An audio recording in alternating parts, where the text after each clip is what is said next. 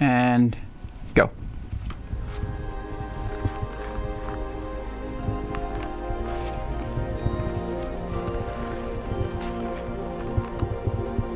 Welcome to Dice Tower Live.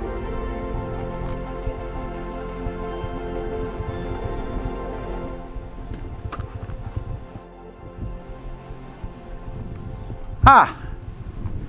Well, hello there. I didn't see you. I'm reading one of my favorite Christmas stories. Sam's not around to enjoy it with me.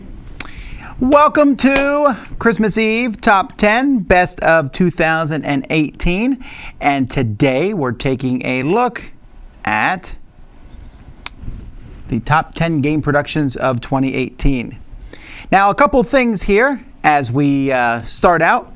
First of all, I don't have any of my tech people here, and for some reason, we are streaming in 480, which is not ideal. I don't know how to fix it. Without them being here, I can't get it fixed. But we already scheduled the live stream for today, so it is what it is. It's very ironic that we're streaming the top 10 game productions of 2018 in 480. But again, both Derek and Kenny are out. I didn't have anyone come in Christmas Eve to work. It's just me and Melody here. So it is what it is. I apologize, but hopefully at least I can talk about it and you can see the pictures at least somewhat to see a little bit of how it works. So anywho, we're going to get started because as soon as this is over, I'm out of here and we're going to celebrate Christmas. So let's get started. So when I talk about the top 10 productions, first of all, I want to point out that I'm looking at the overall production of the game. I'm taking a look at it compared to others of its same ilk. And I'm not just picking the games with the best miniatures. Definitely games with amazing miniatures are going to make this list. But I'm not just going in order of amazing miniatures. Also, Nemesis, which is a fantastic game. I just was going through that and everything, and so that may have made the list, but I had this list put together before I messed too much with Nemesis. So that's why you're not going to see Nemesis, although Nemesis is an absolutely amazing production. Alrighty, so let's get started here with number 10. So number 10 is actually the smallest, maybe not the smallest game on the list, but this is not one I think that people think of a production. But when I think of a good production game, I'm thinking of a game that when people come by the table, they're like, ooh, what is that? And this game I look at almost as a work of art, and that is Tokyo Highway.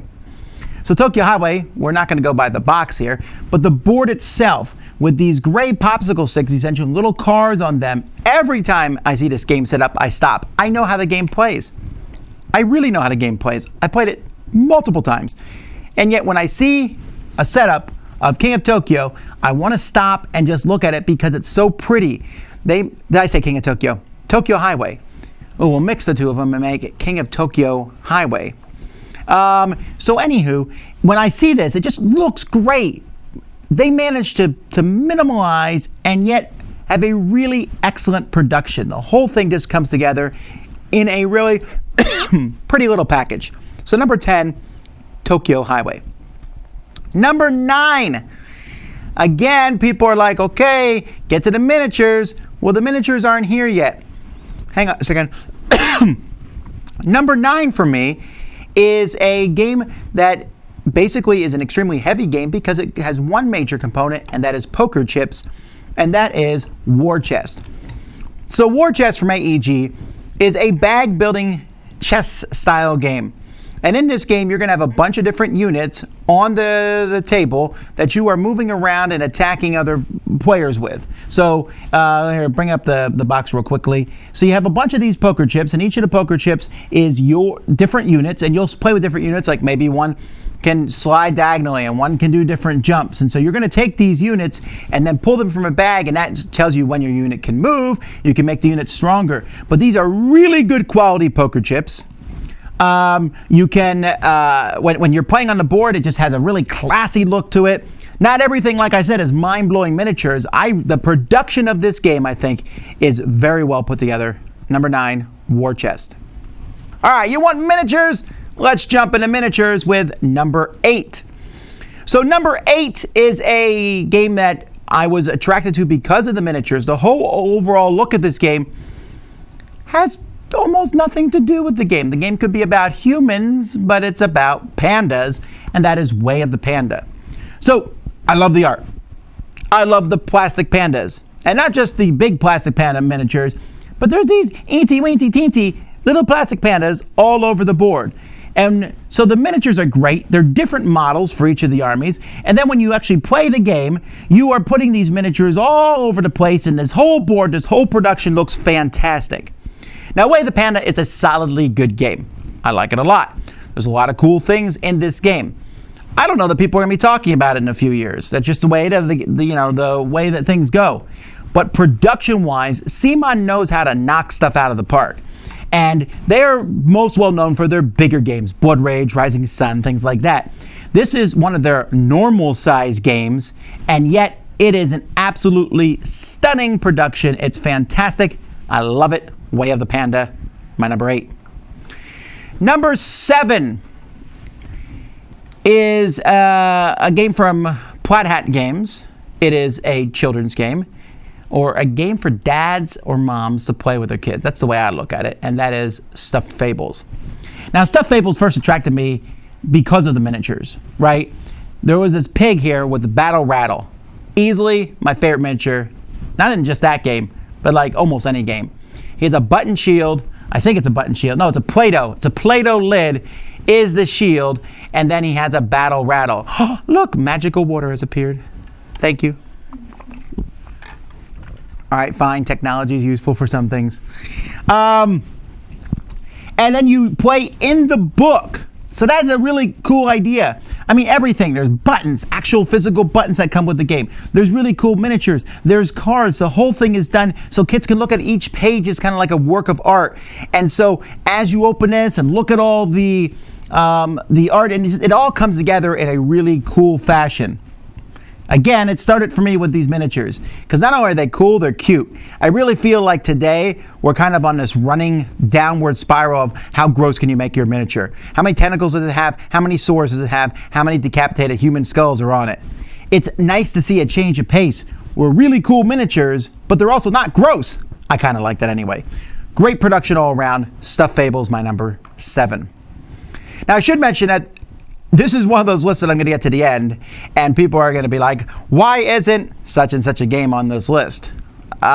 Because the level of production these days is so very high. But at the very end, you can say, why don't you put this, and I'll try to answer those. Number 6 is another game that I think, not necessarily a kid's game, but definitely a family-style game, and that is Grimm Forest. Now, once again, the artwork here is phenomenal, but it's the whole production. We got the plastic pigs. We got these houses, and each of these houses is different pieces. You have the bottom and the sides and then the top. And then you got resources of different materials that you're placing in the middle, and everyone's grabbing these resources. And the whole production comes together, and it comes in these really nice game trays. Now, you will notice that I'm a sucker for game trays, but I really think that helps with the production of a game. Any game that allows you to use these trays as storage.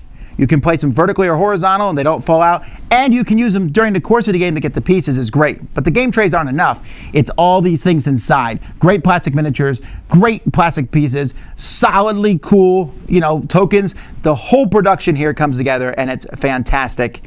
That is Grimm Forest. My mind just like everything fell out of it in one shot. All right, we're halfway through. Let's go to number 5. Now, number 5 attracted me because of the overall look. It's hard for me to point to any specific piece in this game as being amazing. And in fact, there's one piece in this game that I make fun of, the giant whistle. But overall, just a fantastic production, and that's Empires of the Void 2. Now, at first I was kind of like, oh yeah, they redid Empires of the Void. It's actually a completely different game. It uses some aspects from the first one. But it has some cool miniature ships, but the board is phenomenal. Because this is a board where these planets can go to different spots. These are their own little boards. And each of these has its own set of cards. And there's a gazillion pieces in this box, but they all fit together in when you look at that, I'm just happy. I'm just happy to look at that board and see that squiggly monster up here, and see this ship here, and to see all these different planets all over the place. And that's just the board and the tiles on the board. The rest of the pieces, I mentioned the ships, there's the giant whistle, and then they have these clear, nice pieces that have a good look to it with a really giant, you can just see it in the very top there, an amber piece. Well, it looks like amber, right? And the game just exudes space. You know, there's a lot of space games out there that have the silly theme, or they're Star Wars. This one feels more serious, feels like a really cool, realized science fiction universe, and the components for that bring it all together. Again, it's hard for me to pick any specific thing, but if you see Empires of the Void 2 set up on the table, it is a blast. You just stop and look. And for me, that's what I'm trying to look at, is the overall production of the game, Empires of the Void 2. All right, number 4. All right, we're back to miniatures. This is from a company that if you had said to me at the beginning of the year, pick a company that you will give best production to, I would have picked this company because they usually make small, tiny games. And then they call them epic, but they're really not. But this one is, and that's Heroes of Land, Air, and Sea. Now this is essentially kind of a Warcraft style game, and it is full of tons of miniatures, right? But it's full of a lot more than that, and it intersects miniatures and cardboard and wood to a really cool overall production. So you have these little cool wood tokens that are painted, which I like. You have tiles and everything, but then you have these nice put together castles that you put together, and ships and flying machines along with miniatures, and the whole production just comes together and looks really cool. And the game is not essentially a war game, so I have all these different miniatures, but then I can put these miniatures in the boats themselves and travel them around, or into the flying vehicle themselves. Now, it probably looks even better painted, but the unpainted, the whole thing still has a really great look to it, and I like Heroes of Land, Air, and Sea a lot, so that is number 4. Number 3 is a game many of you are thinking I would put as my number 1 on the list, but I guess maybe it could be number 1 if I used the blinged out deluxe get everything Kickstarter pledge that came with this game, which I do have. But I'm dinging it a few points because parts of it are super gross to me. But it's still an amazing production, and it's number 3, probably number 1 on most people's lists, and that's Rising Sun. So Rising Sun from CMON, I mean, I would be hard pressed for someone to not put this on your list, right? Great artwork, humongous miniatures. Although again, this guy's cool, but he's holding bodies there. That's without their heads. That's super gross.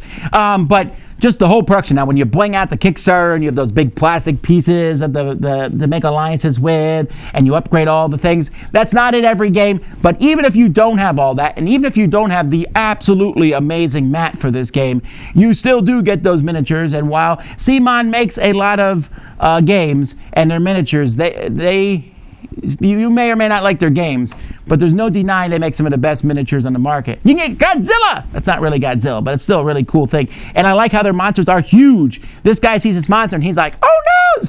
Because that guy is that big. And again, if you get the Kickstarter version, you get the flags and the plastic pieces and everything, and it just comes together. When Rising Sun's out on the table, and you don't stop and look at it, you're dead inside. That's all I can say. Rising Sun, my number 3. All right, number 2. It's a smaller game than Rising Sun, but I thought the overall production of this one just blew me away. Again, well, I also really like this game too. I like Rising Sun. It was my number 1 game of the year. This was also my top 10 of the year, and that's The Reckoners. Now, The Reckoners has a lot of good things about it. 1, I like the artwork. But let's take a look inside the game too. The game uses these game trays not just in the game, but they are part of the game. There's no game board, and so you're moving these pieces up and down and sliding things around, and there's plastic miniatures for your heroes, but the miniatures are almost a secondary thing to the game itself. Interestingly enough, the game has Kickstarter upgrades, these metal pieces, which are really cool looking. I actually like the pieces from the base game better than these upgraded Kickstarter ones. So you get to play with those. You have these custom dice, which are really cool. There's lots of cards, lots of different artwork. There's a ton of villains. It comes together to make just this really awesome production. So here's one of these game trays. And it's very easy to pop everything in and out. Like you press here, and that pops right out. I love that. And then moving the tokens, the really nice tokens, back and forth, and keeping track of everything in this game is a breeze. There's a lot of stuff to keep track of in The Reckoners, mostly on how quickly you're dying. But it all is really neat, and it's a great production. And I'm not even talking about the Kickstarter production. Just a fantastic put together game, and that is The Reckoners, my number 2. Now, I tried to be as objective as possible as we get to number 1 here. I try to be as objective as possible looking at games, and my personal liking or disliking of a game doesn't affect where it goes on the list. Otherwise, Rising Sun would have been number 1. So when I was looking at the different productions over the course of the year, I was trying to think of productions that wowed me. And this next game, which I was mediocre on, just really wowed me with how it looks. I mean, it just looks absolutely fantastic. Every detail, from the art to the production to the miniatures to how the whole thing's put together, it is just top notch. And this is like the standard to which games, if you want to make an amazing game, they should look like this one. Anyone guessing? It's not going to be Brass. Brass is actually a very nice production, but it's actually Who Goes There. Who Goes There from Certifiable Studios, just absolutely, that's a pretty cool cover, but when you go inside the box, it's just really well done. You have these 3D recessed boards in which you're putting a lot of pieces. You have miniatures for each of the pieces. You have dice. You have all these components, and everything fits together. There's nice trays. Now, I know some of the stuff I'm talking about came from the Kickstarter version as opposed to the regular version, but when you take a look at just one of the characters, I think it's the next slide, right? Or some of the characters here, there's all these tiles. These tiles fit right inside your inventory. You have sliders that go back and forth that fit the cubes. The cubes are translucent. The dice are really cool. Each person is color coded. They have their miniature, their dice, and all their stuff that matches them. It just comes together in a really cool production. So like here's Dr. Copper, the physician. And by the way, I love the artwork too. But he has these cards that are his cards. He has cubes that match him and a die that matches him and all the different stuff that fits into slots. It's just top-notch production. And every game should aspire to be this good looking. And so that was easily, for me, my number 1 choice of the year. Who Goes There? Fantastic. Alrighty, I got a from John. Thanks for a great year of reviews. It is my pleasure. The year's not over. I think I have like 6 more reviews before the year ends. Or 7 more reviews, I think, as the year goes by. I just recorded 4 of them before today. So, real quick, if you can just maybe have a couple questions in regards to this, I'll answer a few of them, and then I'm off to celebrate Christmas. So, what are games that I did not mention that people might have said? I saw someone say Western Legends. Western Legends is pretty cool, has a lot of cool pieces, but it just didn't wow me as much as the 10 that were on this list. Cthulhu Wars did not come out this year. I did play Cthulhu Wars in the past, though. It has big miniatures. I wouldn't necessarily they're great, but they're big. Brass is pretty cool. It's certainly one I considered for the list. And I already mentioned Nemesis at the beginning. I'd put the list together before I had really taken a good look at Nemesis. Cerebra is really neat. Has amazing artwork. But the components itself didn't necessarily blow me away. Teotihuacan for production. I think you just wanted me to say the name of it. It's okay. It's nice, but it doesn't really surprise me. Fireball Island is a really cool production. It didn't make the top 10 because the box isn't the best in the world, but it's maybe in the top 20 for me.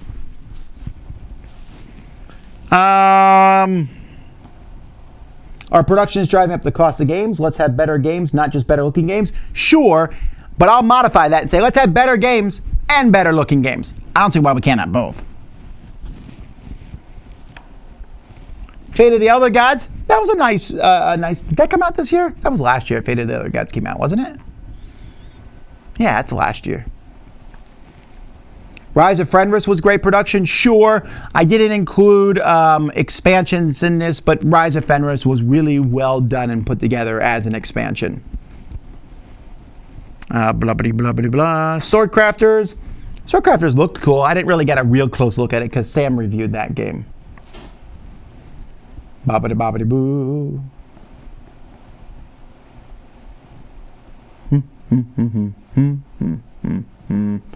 Well, there's not a lot of people watching today because it's Christmas Eve and because we're in 480. Hopefully we'll have that fixed by Wednesday. There will be 0 videos coming from the Dice Tower tomorrow. Right? I think there might be a play of a game that's scheduled for later today, but that's it. Tomorrow there will be no games. It's Christmas Go spend time with your families. And if you're like dying to watch a Dice Tower video, I believe we have 13,000 of them you can go back and see. We will be back on Wednesday. We'll be doing another Top 10 live. We'll be doing Top 10 art in games. Have that ready to go. And we'll be doing our crowd surfing video where we'll be talking about Kickstarter. We'll be announcing the winners of our contest that started. So that will be coming out. And then I'll be doing another live Top 10 on Thursday and Friday. And of course, different video reviews are coming out this week. I believe I'm taking a look at Gen 7. The new Catan Incas, and a few other games. So you'll see those games popping up. Anyhow, oh yeah, Root and Lords of Hellas, both of them very good productions. Could have been in my top 20 for sure. Alrighty, anyway, until next time, I'm Tom Vasel. You've been watching the best production of 2018, and if you don't mind, I'm going to get back and reading about John took off his shoes, making fists with his toes. It actually worked. What do you know?